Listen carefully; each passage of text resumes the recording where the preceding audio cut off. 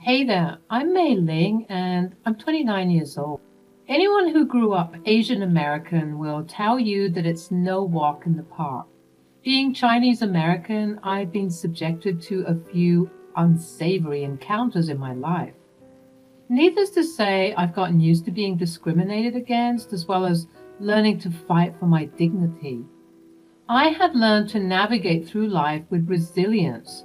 I had to, lest I be subject to more cruelty from people around me. Unfortunately, though, it appeared as though my father-in-law was oblivious to the extent of American ignorance and stupidity. Let me give you some context on my family situation. My husband, Mateo, and I come from different cultural backgrounds. He is Dominican, and as I already mentioned, I'm Chinese American. Our diverse heritage has always fascinated me, and we've cherished the opportunity to embrace and learn about each other's traditions. However, recently a new dynamic entered our family: Hiroshi, Mateo's stepfather and my new father-in-law. Hiroshi added an interesting layer to our family dynamic as he too shared East Asian roots like me. It was an exciting prospect to have someone who could understand and appreciate my cultural background. But unfortunately, something changed when Hiroshi entered our lives. Both Mateo and my mother-in-law, Sophia, started speaking in Spanish more frequently, particularly when Hiroshi was around. At first, I didn't pay any mind to it, seeing as though Spanish is their mother tongue. Additionally, they wouldn't be talking about anything bad or offhand. I knew this because I too speak Spanish. You see, I wanted to learn Spanish as a little surprise gift from my husband. His love language is acts of service, and so I thought that he would appreciate me learning his language so that we could be better connected. I'll admit, I kept this secret from them longer than what was originally intended, but that's because my fears and anxieties prevented me from exposing the truth, that I could hear what they were talking about. I still believed that my Spanish wasn't good enough, and so I kept this secret to myself despite gaining fluency more and more. I didn't contribute or speak up, preventing any arising embarrassment that might come about if I failed or mispronounced something. Perhaps my anxiety was a blessing in disguise because once Hiroshi came around, as I mentioned before, Sophia and Mateo would speak Spanish more often. Well, if there was a time for me to not be speaking Spanish, it was certainly during those moments. I mean, could you imagine joining a family with such differing cultures and being excluded by all three of us? Out of respect for Hiroshi and East Asian solidarity, I decided to remain in my oblivious state, talking to him in English because at least we could both understand each other. Although I found the increased Spanish a bit odd, all things considered, I brushed it aside. That was until I started hearing some insults being thrown in Spanish that I got whiplash from. I still remember that day like it was yesterday. The table was set. The aroma of mouth-watering dishes filled the air, and we were all conversing, preparing to start dishing out the food for one another.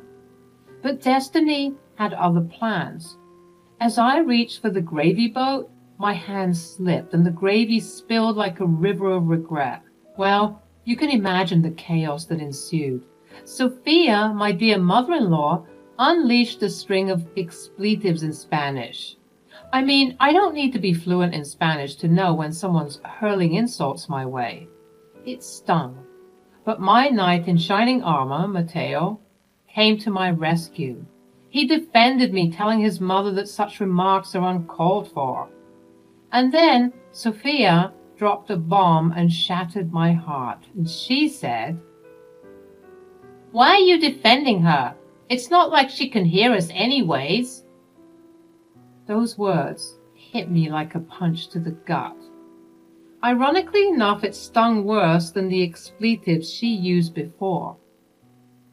The embarrassment surged through me and I choked on my water, surprised that she had said that. It sounded so cold and so sinister, like she was used to speaking so freely about me in her language. As I gasped for air, Hiroshi embraced me with understanding and compassion. He reminded me that we all make mistakes, that accidents can happen, and that there was more gravy in the pot. Little did he know it wasn't the spilled gravy that had taken my breath away. It was the hurtful words uttered by Sophia, questioning my self-worth. I couldn't shake off the doubt that crept into my mind. Did I mishear her? Was I losing my grip on reality? I refused to believe that my own mother-in-law, someone who should have been a source of love and support, would speak about me in such a demeaning way. After dinner, haunted by Sophia's words, I sought confirmation. I turned to a Spanish-speaking friend and even resorted to trusty Google Translate. And wouldn't you know it, my worst fears were confirmed. Sophia had indeed been intentionally rude and disrespectful. I couldn't wrap my head around this newfound callousness. Why would Sophia harbor such disdain towards me? The question swirled in my mind, but for the time being, I chose to keep my discoveries to myself. I decided to bide my time observing the dynamics within our multicultural family and waiting for the right moment to address this issue head-on. The next morning, as we gathered around the breakfast table, there was an uncomfortable silence hanging in the air. I sat quietly, my thoughts racing, while the rest of the family engaged in their usual banter. Sophia and Mateo, like clockwork, began conversing in Spanish, as was their custom. Little did they know their words held more weight than they realized. Suddenly, Sophia dropped a bombshell. "I regret marrying this old stupid man," she uttered, completely unaware of my understanding of her words. My ears perked up and my heart sank. Once again, Sophia had let her true feelings slip, tarnishing the harmony of our eating rituals. Meanwhile, Hiroshi, the oblivious soul, chuckled and commented, "Wow, I should start learning Spanish so that I can hear what you two keep talking about." If only he knew the painful truth hidden beneath their laughter as they chuckled along with him. Sophia and Mateo dismissed it as innocent teasing, pretending that they weren't engaging in hurtful gossip right in front of Hiroshi's face. But the gossiping didn't stop there. Oh no, it continued with relentless fervor. Mateo and Sophia took turns mocking Hiroshi, each remark cutting deeper than the last. Examples? Let me paint the picture for you. They made fun of his accent, imitating his attempts to pronounce certain words. They poked fun at his cultural traditions, dismissing them as odd or unnecessary. And worst of all, they belittled his age, making jokes about him being past his prime. All the while I sat there, my discomfort growing by the second. It was as if I was witnessing a cruel game, where Hiroshi was the unwitting target of their scorn. My heart ached for him, for the pain he unknowingly endured at the hands of his own family. This was not the love and acceptance I had hoped for when our cultures merged. At that moment, I made a silent vow to myself. I would no longer stand idly by while this toxicity poisoned our family's bonds. Sophia might have gotten away with talking so foully about me, but I wouldn't let her drag this innocent old man into the mix. I knew that I had to confront the elephant in the room to address the underlying tensions that had plagued us for far too long. I would find a way to open their eyes, to make them realize the beauty of our multicultural family and the need for respect and compassion. As the days turned into weeks, I became more determined than ever to expose Mateo and Sophia's hurtful behavior towards Hiroshi. Armed with my trusty phone, I embarked on a mission to capture their demeaning conversations and reveal their true colors to the world. During every meal, I discreetly recorded their interactions, ensuring that their words would serve as undeniable evidence of their cruelty. With each passing day, The insults grew more vicious, and Hiroshi began to withdraw, noticing that something was certainly amiss for both he and I to constantly be excluded like this. His once vibrant spirit dimmed in the face of exclusion. I tried my best to steer the conversations towards topics we could all enjoy in English, hoping to create an inclusive atmosphere. But inevitably, Mateo and Sophia would revert to Spanish, drowning out any attempt to foster unity. Their gossiping and insults directed at Hiroshi poisoned the air, suffocating the joy that mealtime should have brought. When I would revisit those covert recordings, reconfirming what I had originally translated, I pieced together a heartbreaking truth. It appeared that Sophia had married Hiroshi solely for his wealth, lamenting the fact that she would have to wait until his passing to inherit his fortune. The depth of her greed shocked me. Meanwhile, Mateo, my husband, not only participated in these insults, but found amusement in his mother's despicable intentions. The weight of this knowledge pressed heavily on my heart. How could I have been so blind to their true nature? The very people I had expected to embrace and celebrate our unique family dynamic had betrayed that trust. It was clear that I had to take a stand, not only for Hiroshi's sake, but for the integrity and love our family deserved. In the silence of the night, I listened to those recorded conversations again and again, fueling my determination to confront Mateo and Sophia with the undeniable proof of their disdain. I knew it would be a difficult path to tread, fraught with tension and confrontation, but I couldn't let them continue their hurtful ways unchecked. As I lay awake formulating my plan, I vowed to myself that I would not allow their toxicity to poison our lives any longer. Hiroshi deserved better, and so did our family. With my heart set on change, I prepared to bring their hurtful actions to light, ready to challenge Mateo and Sophia's hurtful behavior head on. It was time for them to face the consequences of their actions, and for our family to embark on a journey towards healing and understanding. But I decided one major thing before confronting them. I thought that Hiroshi needed to hear about my discoveries first. He deserved to know the truth. I mustered up the courage to approach Hiroshi, sensing the heaviness that weighed upon his heart. With a sympathetic smile, I said, "Hey Hiroshi, how are you doing?" He let out a sigh and looked into my eyes, his vulnerability shining through. "Mei Ling, it's been difficult to be honest. I'm struggling to assimilate into this new family dynamic. The constant use of Spanish excludes me and I feel like an outsider. Maybe I should start those Spanish classes after all." I nodded in understanding, my heart aching for him. "I completely get it, Hiroshi. It's been weighing on me too, but I have something important to share with you." He looked intrigued, a spark of curiosity in his eyes. "What is it, Mei Ling?" Taking a deep breath, I revealed the secret I had been carrying. "Hiroshi, I understand Spanish. I've been able to follow every conversation that Mateo and Sophia have had.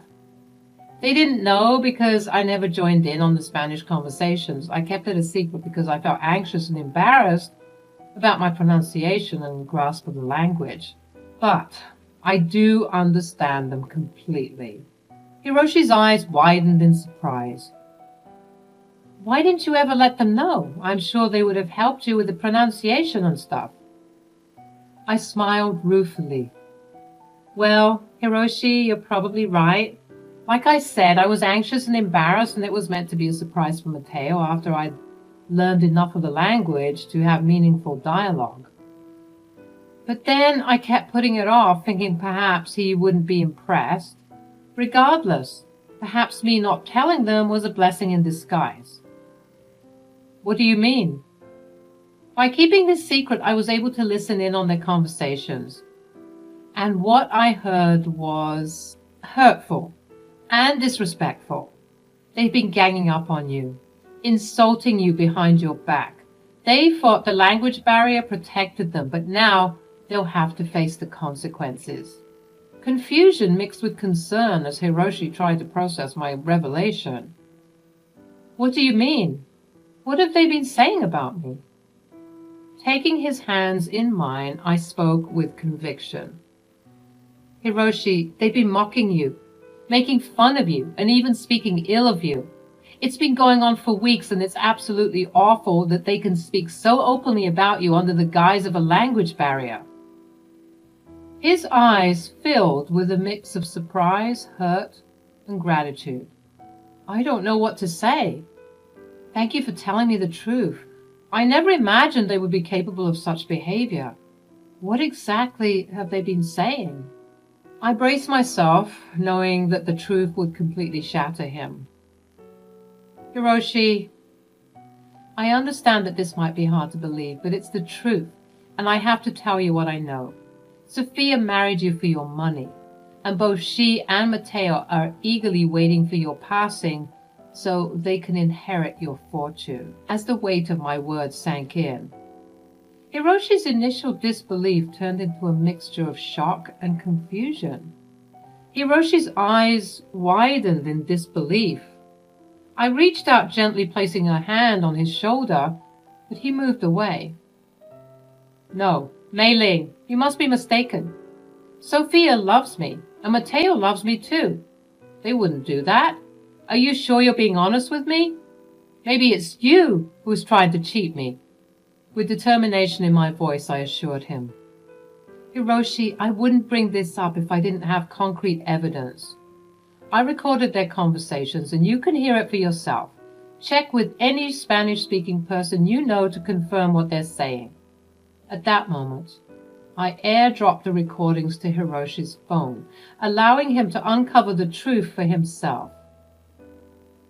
Listen to these conversations, Hiroshi, and then you'll see the reality of the situation. Days passed, and there was a palpable tension in the air between Hiroshi, Sophia, and Matteo. I kept my distance, allowing Hiroshi the space to process the shocking revelations. Then, one day, Hiroshi pulled me aside, his expressions filled with a mix of resignation and gratitude. I owe you an apology. I doubted you, and I let my love for Sophia blind me. But after consulting with some of my Spanish-speaking friends and listening to those recordings, I finally believe you. I can't believe they would stoop so low, saying all those awful things about me. What did I ever do to them? I know, Hiroshi, it was a lot to take in, and I'm so sorry, but I thought you needed to hear the truth. I've decided to get an annulment. What? You heard me. We haven't been married for that long, so an annulment is still viable. You see me, May. I'm old. I can't afford to waste any more time with people who don't have my best interests at heart. I just can't believe that you'll be leaving so soon. Leaving is the most logical thing to do. I advise that you do the same. This is the last time I'll sleep in this house. Tomorrow I'll leave and I won't reach out to Sophia and Matteo until I'm ready to start processing the annulment. But in the meantime, I think I might need a vacation. I understand, Hiroshi. You deserve a life full of genuine love and peace, and I guess I do too. And with that, Hiroshi and I exchanged a hug and we both went on our way. The next day, as was promised, there was no sign of Hiroshi. He'd packed up a bag and just left, leaving Sophia and Matteo confused, but also giving them free rein to continue disparaging the poor man's name. I could hear them as I was putting away the dishes, and they were in the living room nearby. With each insult, I grew more furious, wondering why they were being so cruel to Hiroshi, and then I snapped. With a newfound sense of empowerment, I mustered the courage to confront Sophia and Matteo about their hurtful gossiping and deceit. I couldn't let their actions go unaddressed any longer. Enough is enough. I know exactly what you've been saying about Hiroshi behind his back, in your secret Spanish conversations. Sophia's face turned pale, Her eyes widened in disbelief. Mateo, on the other hand, tried to maintain a facade of innocence. You have no idea what you're talking about. At that moment, I switched gears, revealing a side of me that they had never seen before. Speaking in fluent Spanish, I confronted them head on. Do not underestimate me. I've understood everything you two have been saying for the past 3 weeks. You've been insulting and disparaging Hiroshi ever since he came into our lives. Sophia and Mateo's faces flushed with embarrassment. Their gazes shifted away from mine. They were caught and exposed in their web of deceit. Mateo finally broke the uncomfortable silence, his voice tinged with a mix of curiosity, regret, and even hurt. Why didn't you tell me that you could speak Spanish? You're really good.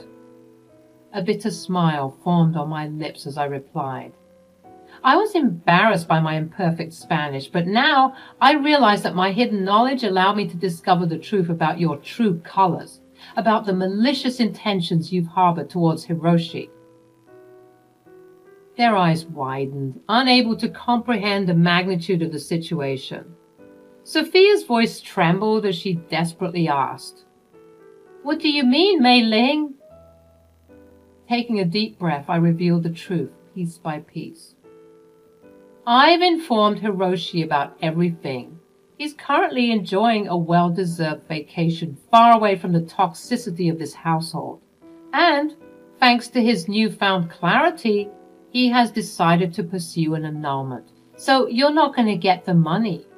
Confusion and panic filled the room as Sophia and Mateo grappled with the consequences of their actions. The realization that their pursuit of Hiroshi's fortune had been in vain left them stunned. You see, Sophia and Mateo, greed and manipulation may have temporarily clouded your judgment, but ultimately the truth prevailed. Hiroshi's fortune will never belong to you. His love and trust was shattered by your betrayal. As the weight of their actions settled upon them, Sophia and Mateo were left to face the consequences of their greed and deceit. The illusion they had woven around Hiroshi had crumbled, and their hopes of an easy fortune had evaporated. At that moment, I stood tall, knowing that I had spoken up for what was right, even at the risk of disrupting the fragile harmony of our family. Unfortunately, the damage had already been done, and the tension continued to simmer between Mateo, Sophia, and me. I knew that I couldn't stay in such a toxic environment any longer. The realization of their cruel intentions towards Hiroshi made me question what they might have said about me behind closed doors. It was clear that their true colors had been revealed, and I couldn't ignore the underlying toxicity of our relationship any longer. In secret, I began planning my exit strategy. I reached out to Hiroshi, seeking guidance and support. His kind-hearted nature and understanding provided me with the encouragement I needed to take this important step. He even offered some financial assistance to help me stand on my own 2 feet, knowing that I deserved better than the toxic atmosphere that had surrounded us. Days turned into weeks as I waited for the perfect moment to reveal my decision. The tension in the house remained palpable, with Mateo and Sophia carrying the weight of their failed plan on their shoulders. They knew they were wrong, but their anger and resentment masked any remorse they may have felt. Meanwhile, I focused on my preparations, gathering the strength and determination to make a clean break. The moment finally arrived when everything aligned. With my bags packed and my mind set on a brighter future, I confronted Mateo and Sophia. I calmly explained that their actions and words had shattered the trust and love we once shared. It was clear that staying in this toxic environment would only do more harm than good. Their faces contorted with a mix of anger and regret as they realized the consequences of their actions. At that moment, I revealed my plans to leave. I stood tall, asserting my worth and declaring my independence. Their attempts to plead and convince me otherwise fell on deaf ears. I had made up my mind and nothing could change it. With a final goodbye, I walked away from the toxicity that had plagued our lives, stepping into a new chapter of my own. As I embarked on this journey towards self-discovery and freedom, I carried the lessons learned from this experience with me. No longer would I allow myself to be confined by the expectations and judgments of others. I had found my voice, and I would use it to shape my destiny, leaving behind the negativity that had once consumed me. It was time to embrace my strength and forge a path that was true to who I am.